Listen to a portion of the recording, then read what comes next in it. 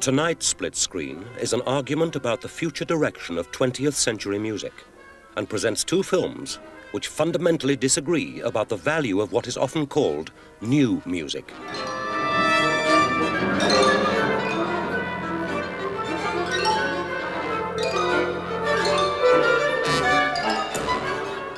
New music is a term used to describe the work of composers who use composition techniques which can make their music, at least for many listeners, sound radically different from more conventional and traditionally written pieces. Its musical roots lie in the innovations of earlier modern composers such as Mahler, Debussy, Stravinsky, and in particular, Arnold Schoenberg. Schoenberg pioneered the new composition techniques of atonality and serial composition, along with his pupils Alban Berg and Anton Webern. This revolution in musical language was seen as being the musical equivalent of Picasso and the Cubists, breaking with traditional perspective in art at the same time. Since the war, another major innovation has been the increasing use of computers and electronics by composers such as Karlheinz Stockhausen, Yanis Xenakis, and Pierre Boulez to create new sounds for a new age. But the musical world is not totally in harmony about the direction taken by new music composers. Some musicians and composers claim that most new music is extremely alienating for audiences brought up on Beethoven and Mozart. And without audiences, they say, the contemporary composer will cease to have any real cultural role in our society. Both films in the program have been made under the editorial control of men who themselves compose music. The first film has been made by William Murphy, a music graduate and author, and puts the case against new music. After his film, Simon Emerson, a lecturer and composer, will present the argument in favor of new music. But first, the case against.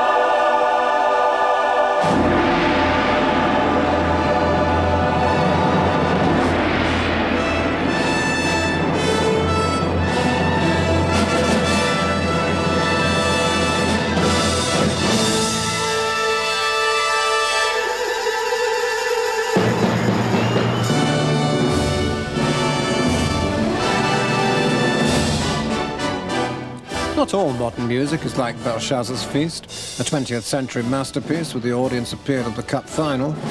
There's another kind of modern music, new music, the clever stuff, electronics, chance music, titles like crossword clues.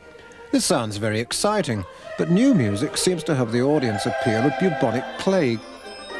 A lot of it is a bit too intellectual for me. It goes beyond pleasing the audience. It has a bit too deep a message. You know, I enjoy listening to music because it's good music and it gets across to the audience, but beyond that, if it actually just pleases the composer, then I'm not interested in it.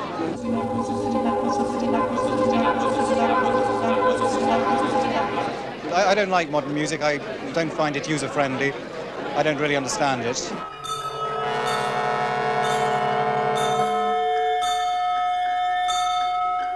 I'm not interested in stuff which sounds appalling, and there is plenty of modern music which makes me want to switch off, literally when I hear it on the radio, and metaphorically when I'm in the concert hall. I think very few people understand it, but they may think they do or pretend they do. But I don't understand it.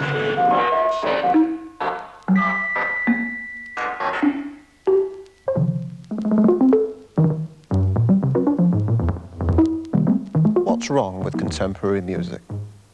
The link between the composer and the audience has gone. Music isn't the social art it used to be. People think of new music as something intimidating. It doesn't invite them into the concert hall. It invites them to stay at home, in droves.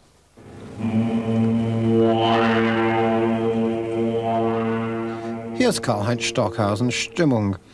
A group of singers sing one chord for over an hour. Every now and again, one of them stops to call out what Stockhausen calls magic names, in a voice that irresistibly recalls the late lamented Doris Stokes. Freitag, Samstag, Sonntag, Montag, Dienstag, Mittwoch. Das ist doch!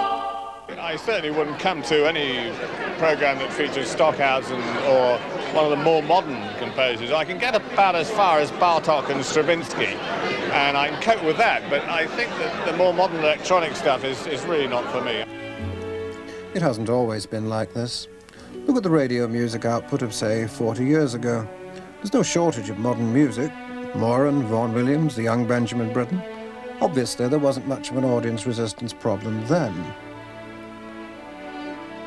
How about now? New music has to be heavily sandbagged between pieces of standard repertory. What happens if this isn't done? One Radio 3 programme is devoted entirely to new music. The audience is admitted to be too small to measure.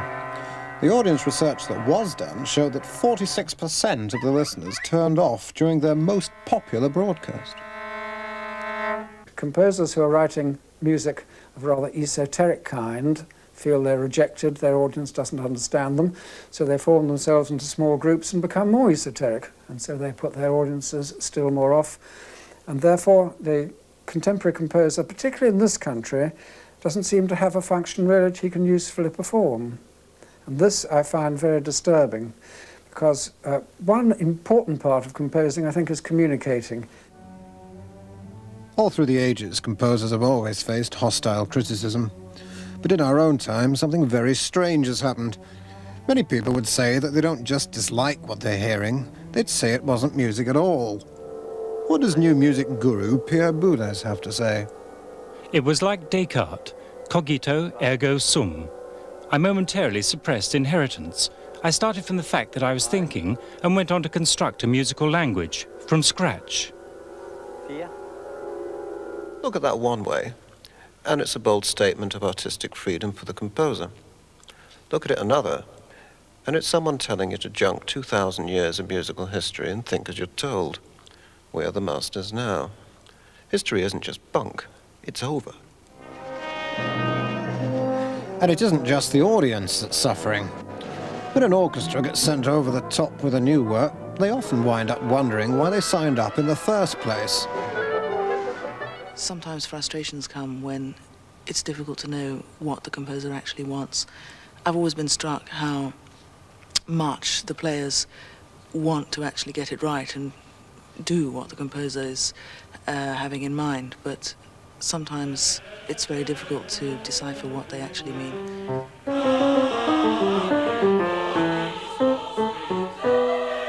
But the challenges facing musicians nowadays aren't just a matter of getting your fingers, bow, lungs, or whatever around the notes fast enough. That was always a problem. And yesterday's monstrosity often turns out to be today's masterpiece. But are musicians still being faced with musical problems? That was part of Recordare by Kurt Weill, a piece which was declared unperformable in his lifetime. It's since been done, and the problems with it are simply musical and technical ones, different from those inherent in a piece such as this. This is Variation 6 by John Cage. The music you're given, if it is music, consists of lines and shapes.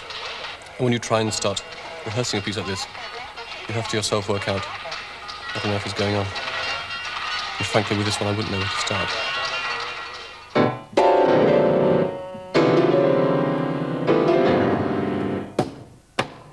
Composers can always rely on a few acolytes to keep their faces straight and soldier on.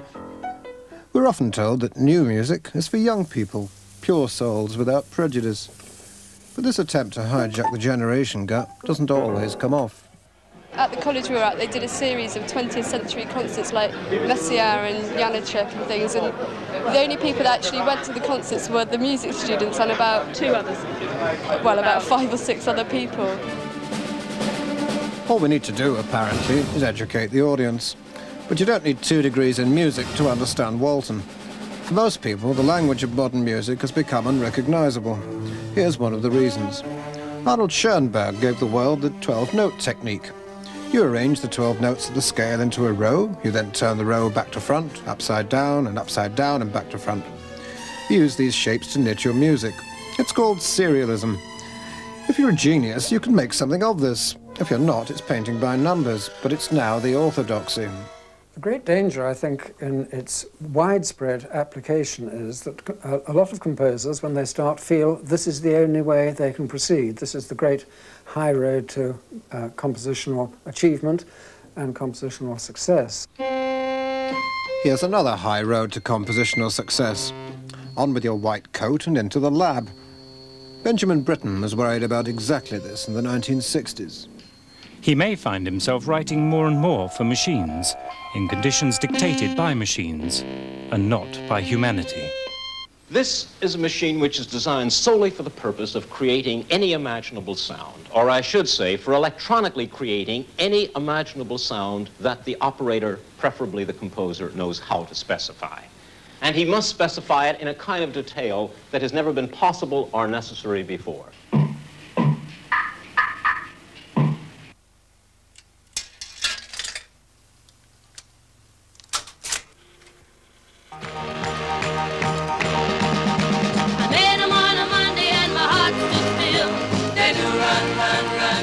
To nearly everybody, the real music of the 1960s is rock music.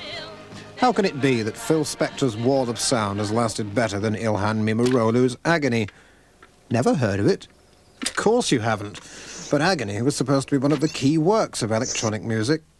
Now it's as obsolete as the valves that made it.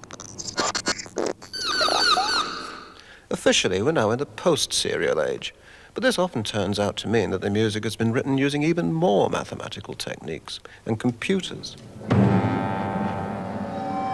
This isn't Jodrell Bank. It's a music studio.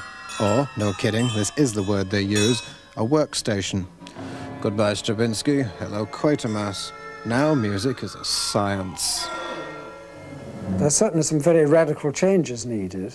I think among the general musical public, I'd like there'd be a great deal more interest in what is being actually written today. And of course, on the part of composers, some attempt to go forward to meet them.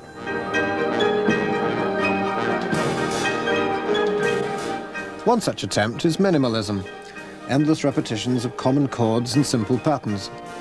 Obviously, some composers have understood that there is a problem. But can this be the answer? Composers don't seem to know which way to turn. The way to turn is to the audience. Concepts like melody, consonance and harmony can be reintegrated into music without compromising the composer's more difficult ideas. And if the composer goes that far with the audience, they'll be more inclined to go the rest of the way with him.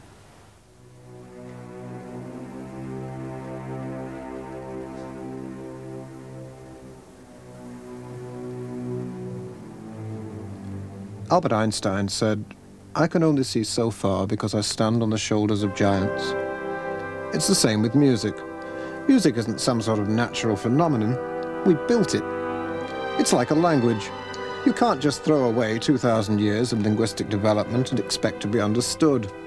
Music grows and changes by adding to the achievements of the past, not by pretending to supersede them. If we keep faith with the past, the future will keep faith with us. And there will be a future.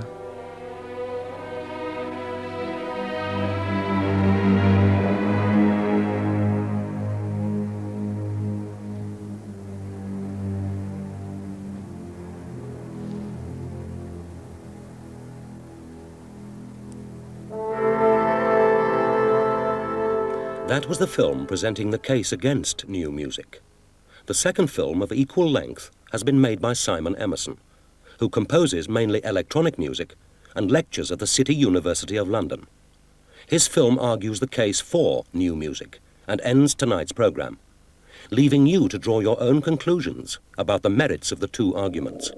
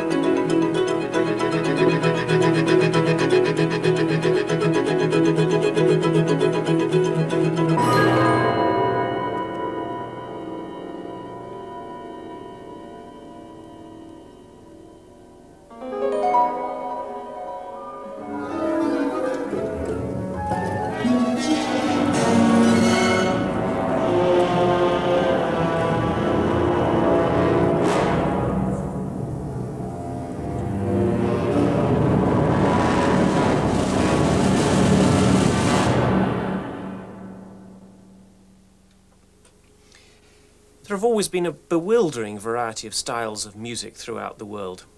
In Europe and North America, art music in the 20th century has indeed fragmented into a terrific variety of styles and inventions. But does it really matter?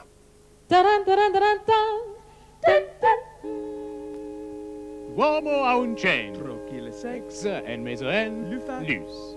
Nel mio centro è il mio corpo, nel mio principio è la mia parola, nel mio centro è la mia bocca, nella mia fine è amende, in my end run is my beginning.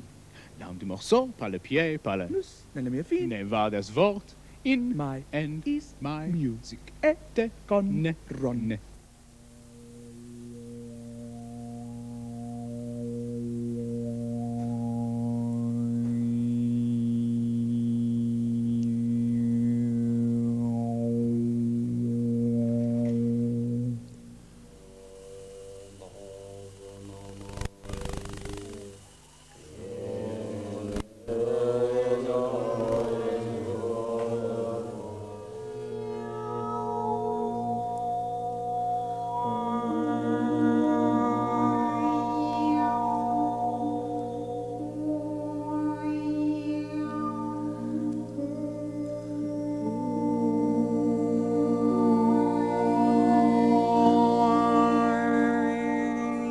Stockhausen analysed in detail the quality of the voice and its harmonic content. He reinvented a method of singing in which the singers reinforce individual harmonics of the sung notes.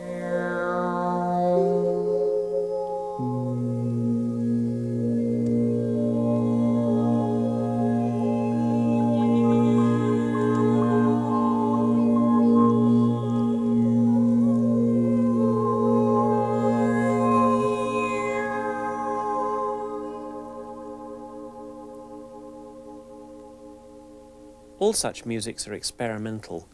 They seek to innovate, to refresh, even to amuse our rather confused century. But experiments can fail and still contribute positively to the development of a culture. Any civilization that doesn't innovate, try new ideas, whether they fail or succeed, is bound to stagnate. This music isn't actually difficult. It's just that it takes quite a long time to learn. I mean, the music has its technical problems for the player, but they're worth tackling because there's so much in the new sounds that composers are sort of dragging out of the instrument, that it's worth taking the time to experiment and find out what the instrument can do. This piece is built almost entirely from multiphonics, which are lots of notes being played at the same time, and harmonics, very, very high harmonics, so that you get the impression that there are lots and lots of clarinets all playing at the same time.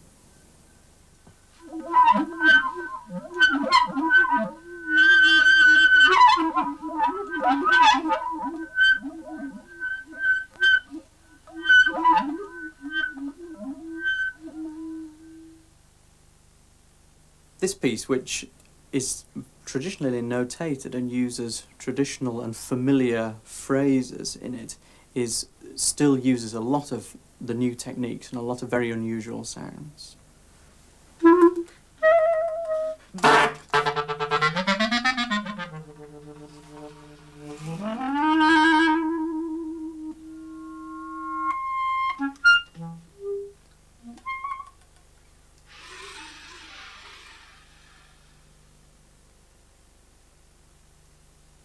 In folk and oral musics, there is, of course, personal creativity.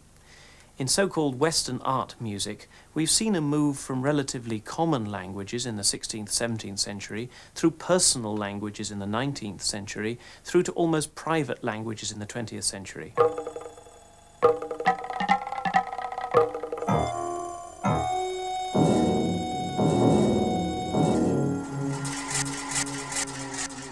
How do we heal this breach with the audience?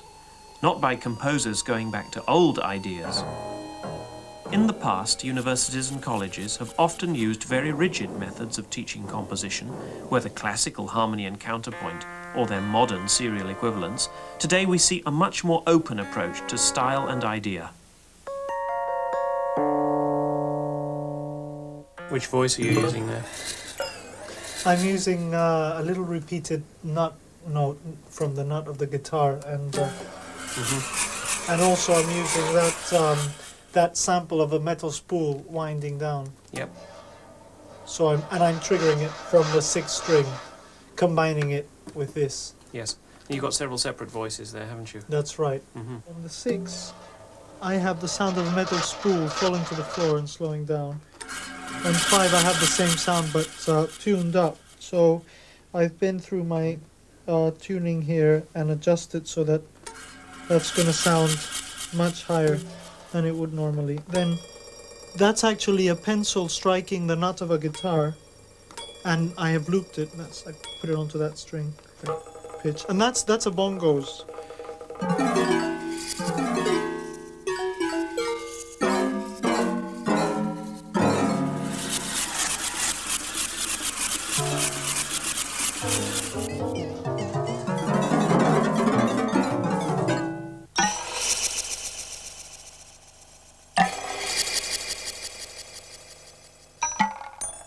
Established composers have also adopted and extended the medium. It all started here in this belfry in Winchester, and we came up here and had all the recording equipment brought up at great length and with great difficulty, and we made excellent recordings of the bell, and I took that to IRCAM in France, and with it a recording of my son's voice, singing a few things based on the notes of the bells. The bell has many notes inside it, many partials, and from that rich set of notes which make the structure of the sound, so to speak, I made the whole piece. I like working with machines because they extend the natural possibilities of instruments in a very dramatic way, so I like that continuum. That one can just do more using similar kinds of instrument. I don't see a difference in kind, except that perhaps something like the bell or the gong or the organ have always been...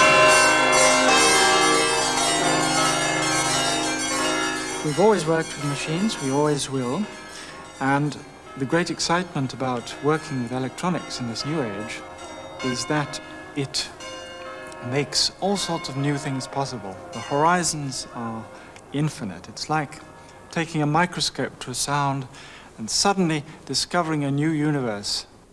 Communication systems will allow us to compose, to listen to a vast variety of musics, both electronic and acoustic. Let us encourage this new vitality.